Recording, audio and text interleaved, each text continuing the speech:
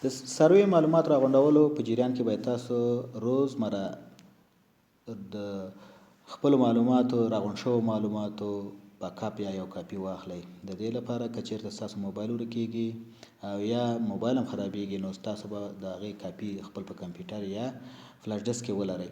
نو دا مهمه ده چې تاسو روزمره د خپل راغونډ شوو معلوماتو کاپي واخلئ او خپل ایمیل کې یا ون ډرایو کې، ډراپ باکس کې، فلش کې، هارد ډسک کې په موبایل کې وساتئ.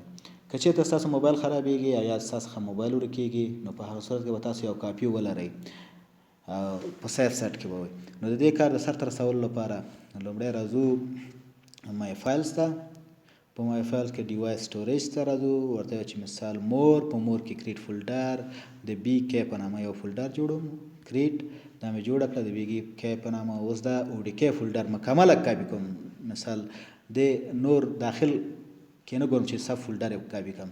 مکمل دا کاپي کوم ټول فولډر چې دی مثال کاپي کیږي. که چیرته یو کاپي کوو ډیر وخت اخلي نو د ښه طریقه یا کړنلاره دا ده چې مثال تاسې چې وکړئ چې او ډي کې فولډر سلیکټ کړئ او بیا ورته مور ته راشئ، ورته چې کاپي ډیوایس سټوریج چیرته کاپي کا بی کې ته. که چیرته په بی کې بل فولډر جوړوئ کریټ فولډر کلیک کړئ او که نه ډن دا بل ته را کاپي شي. اوس ورته چې مثال دا که وګورو دا اوپن که وګورو په دې داخل کې څو فولډر دی، 5 فولډر دی، دا ټول را کاپي شي بی کې ته. اوس راځو دا سلیکټ کوو چې سلیکټ کوم که ورته چې رینیم او دې ته یو نوم ورکوو یا تاریخ ورسره اضافه کوو.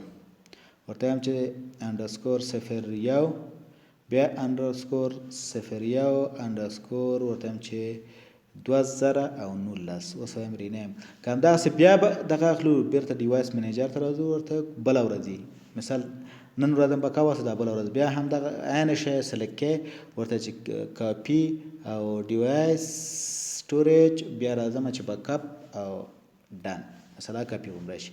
دا د بیکاپ اخیستلو طریقه وه چې تاسو باید بیکاپ یا کاپي واخلئ او په خپل کمپیوټرونو کې فلش ډسک کې مثال په ایمیل کې مرکزي دفتر ته ولېږئ او یا په ون ډرایو یا ډراپ باکس کې په مختلفو ځایونو کې سیف کړئ.